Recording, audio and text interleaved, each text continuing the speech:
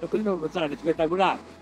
Después de 4 días sin ponerme uno, entrenando el canal de Northnet, ha sido ponerme este y en un minuto pues, sería igual que nada rápido.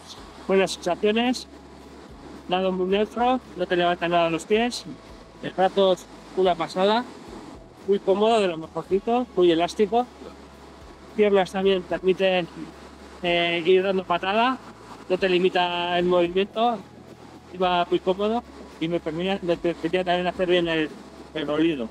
Es en el freno lo más parecido a nadar, sí. No es de tiro pasada. Muy buen trabajo, todos. Soy